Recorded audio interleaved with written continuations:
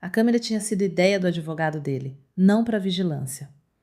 Essa palavra implicava suspeita, e Edward Calloway não se sentia desconfiado da mulher que havia contratado. Ele estava com medo.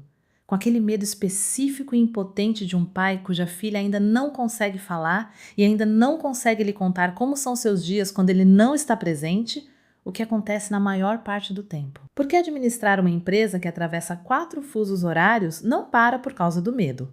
O nome de sua filha era Iris.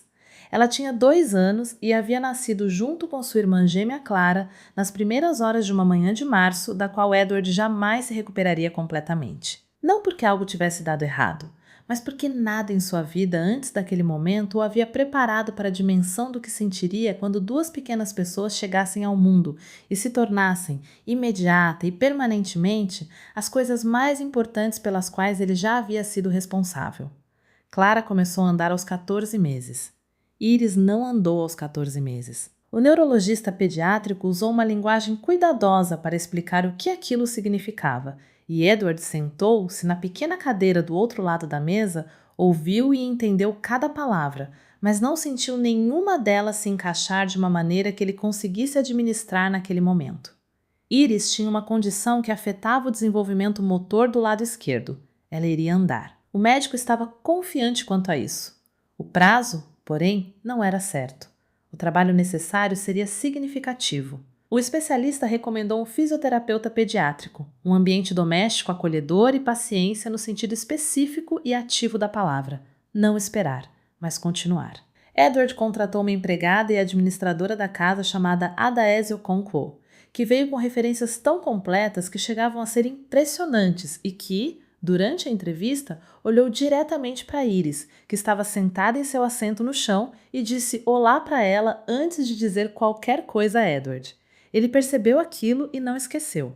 Ela começou a trabalhar numa segunda-feira. A câmera foi instalada numa sexta-feira, 2 semanas depois, por sugestão do advogado, apresentada como uma prática padrão para funcionários domésticos em propriedades daquele valor. Edward concordou sem entusiasmo, porque o advogado tinha razão ao dizer que era algo padrão, porque o medo não havia desaparecido e porque uma câmera parecia ser alguma coisa, mesmo que alguma coisa não fosse o mesmo que estar presente. Ele assistia às gravações em segmentos de 15 minutos tarde da noite, depois que as chamadas transatlânticas terminavam. Assistiu durante 3 dias antes de ver o que mudaria tudo.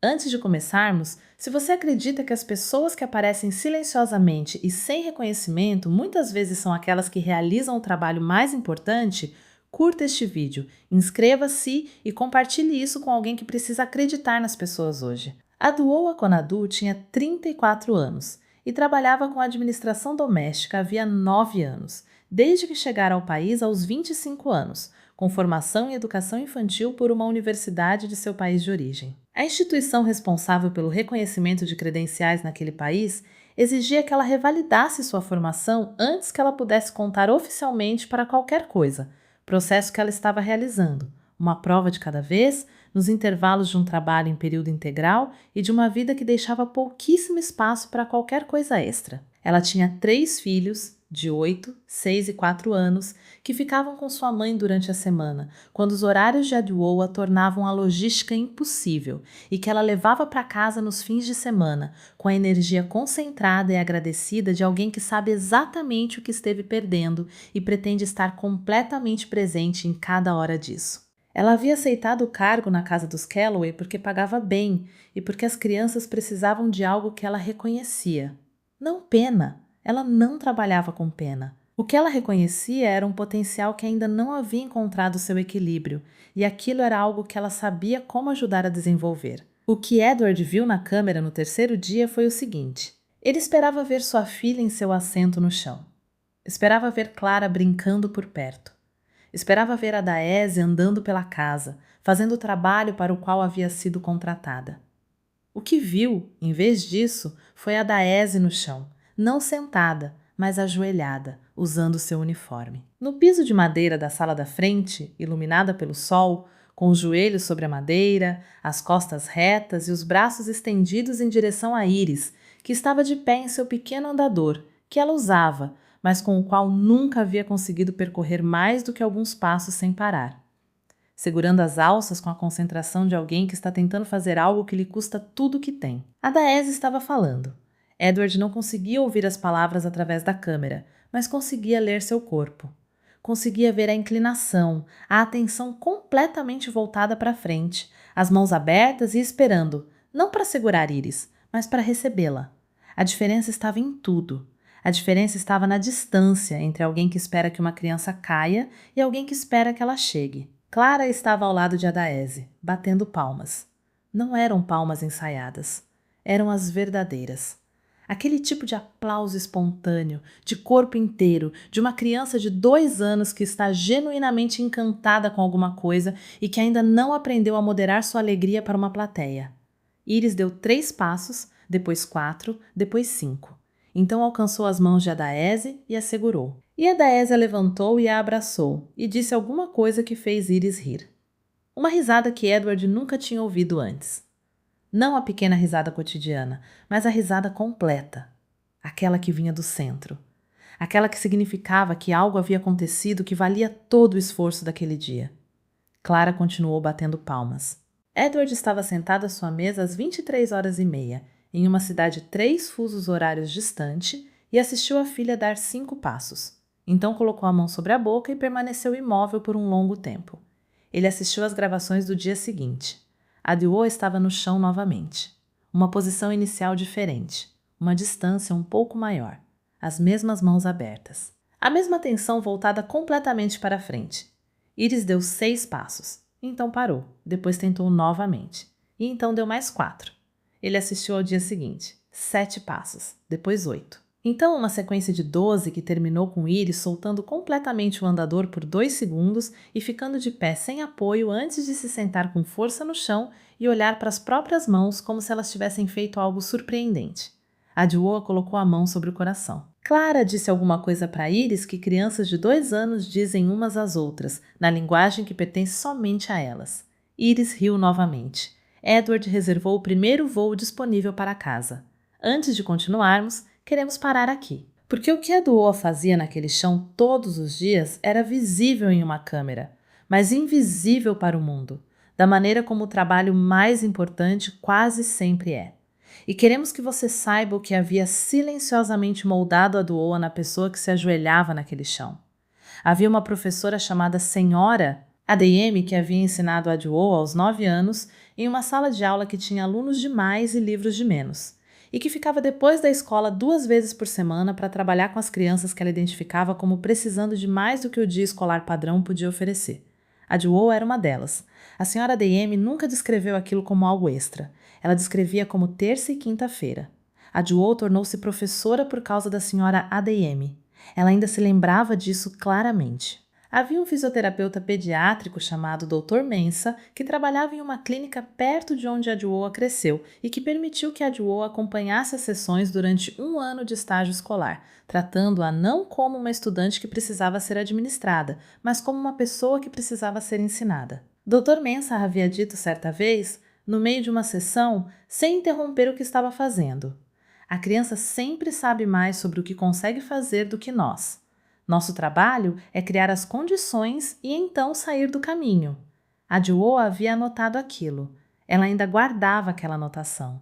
Havia uma vizinha chamada Senhora Glória, que cuidava dos filhos de Aduo nas noites em que as provas de revalidação de suas credenciais caíam em dias que não podiam ser remarcados. Ela havia feito isso 17 vezes ao longo de 3 anos, não cobrava nada e dizia apenas que crianças precisavam ser alimentadas e que ela já tinha uma panela no fogo. A senhora Glória nunca usou a palavra sacrifício para falar sobre nada daquilo. Para ela, não era sacrifício. Era apenas terça-feira. Era apenas quinta-feira. Era apenas uma panela no fogão. Essas eram as pessoas que formaram a Aduo. As pessoas que apareciam nas pequenas coisas que se acumulam e se transformam na capacidade de uma pessoa estar presente para os outros. Ela não pensava em si mesma como alguém que carregava o legado delas. Ela simplesmente fazia, naquele chão, todos os dias, aquilo que haviam feito por ela em salas e tardes que o mundo também não havia percebido. Edward pousou em uma quinta-feira à tarde. Entrou pela porta da frente às 16 horas, que era o melhor horário de Iris. O fisioterapeuta pediátrico havia lhe contado que aquele era o horário em que a energia dela estava mais alta, sua frustração mais baixa e o trabalho funcionava melhor. A Duoa estava no chão. Ela não tinha ouvido Edward entrar. Ele ficou parado na porta da sala da frente, ainda com a bolsa no ombro, e observou. Iris estava junto ao andador. Clara estava posicionada ao lado de Adwoa, já começando a bater palmas daquela maneira antecipatória que sugeria que ela sabia o que estava prestes a acontecer. As mãos de Adwoa estavam abertas. A luz entrava pelas janelas, como acontecia no fim da tarde, longa e quente sobre o piso de madeira. Iris deu um passo, depois outro. Então olhou para cima, viu o pai na porta e seu rosto fez aquela coisa que os rostos fazem quando vem a pessoa por quem estavam esperando, sem saber que estavam esperando. Ela soltou o andador. Ficou de pé por 3 segundos. Então deu 4 passos em direção a ele e caiu em seus braços. Ele a segurou e a abraçou, e por um momento não confiou em si mesmo para falar. Adwoa recostou-se sobre os calcanhares e olhou para o chão com a expressão tranquila de alguém que entende que aquele momento pertence a outra pessoa e está completamente em paz com isso. Clara deu tapinhas no braço de Adwoa, daquela maneira consoladora e companheira de uma criança de 2 anos que avaliou a situação emocional e decidiu que o contato físico era a resposta apropriada. Adwoa sorriu. Edward olhou para ela por cima do ombro de Iris. Ele disse: "Há quanto tempo ela está fazendo isso?" Adwoa respondeu: "Os 5 passos foram no 3º dia. Estamos construindo isso desde então." Ele disse: "Você não me contou." Ela respondeu: "Eu queria que ela mesma mostrasse a você." Ele ficou em silêncio por um momento. Então disse: "Por quê?" Ela respondeu: "Porque a primeira pessoa para quem uma criança mostra alguma coisa é importante. Ela sabia que você estava vindo. As crianças sempre sabem." Ele olhou para a filha, que havia enterrado o rosto em seu pescoço, da maneira como fazia quando estava em algum lugar entre acordada e sobrecarregada. Ele disse: "A câmera!" Adwoa olhou para ele. Ele disse: "Eu assisti às gravações todas as noites." Ela não disse nada. Ele disse: "Quero que você saiba que o que vi naquela câmera é o motivo pelo qual voltei para casa mais cedo e o motivo pelo qual esta conversa está acontecendo. E quero lhe perguntar uma coisa diretamente." Ela esperou. Ele disse: "O que você precisa? Não para o trabalho, mas para você mesma. A qualificação que você está buscando. As provas, as crianças durante a semana. Diga-me como seria remover esses obstáculos." Ela ficou olhando para ele por um longo momento. Não com desconfiança, mas com a atenção cuidadosa de alguém que aprendeu a distinguir entre ofertas que são apenas encenações e ofertas que são reais. Ela contou a ele. Ele ouviu da mesma maneira como ela havia ouvido Iris, com toda a sua atenção voltada para frente, sem preencher os silêncios. Quando ela terminou, ele disse: "Posso ajudar com a maior parte disso." "Não para tornar fácil, mas para tornar possível." Ela disse: "São coisas diferentes." Ele disse: "Eu sei." Ela olhou para ele. Ela disse: "Sua filha vai andar sem um andador até o verão. Tenho certeza disso." Ele disse: "Eu acredito em você." Iris havia adormecido em seu ombro. Clara havia passado por uma investigação de alguma coisa perto da janela que exigia toda sua atenção. A luz entrava pela sala da mesma maneira que entrava no fim da tarde, e a casa estava silenciosa daquela forma como as casas ficam silenciosas quando algo importante acabou de acontecer e as pessoas que estão dentro dela ainda estão absorvendo aquele momento. Adwoa levantou-se do chão, alisou o uniforme e foi começar o jantar. Ao passar pela cozinha, viu o número da Sra. Glória, escrito em um cartão preso ao quadro ao lado da geladeira, e tocou nele brevemente com um dedo, da mesma maneira como tocamos em algo que foi essencial. Terça-feira, quinta-feira, uma panela no fogão. O trabalho silencioso que sustenta o mundo enquanto ninguém está olhando. Exceto que, às vezes, alguém está olhando. E, às vezes, isso muda tudo. Se esta história ficou com você, curta este vídeo. Deixe um comentário e compartilhe com alguém que precisa dela hoje. Inscreva-se para acompanhar mais histórias de dedicação silenciosa, graça inesperada e pessoas que aparecem todos os dias sem pedir reconhecimento. Porque o trabalho mais importante do mundo quase sempre é feito de joelhos, sobre um piso de madeira, com as mãos abertas e uma criança dando um passo a mais do que no dia anterior.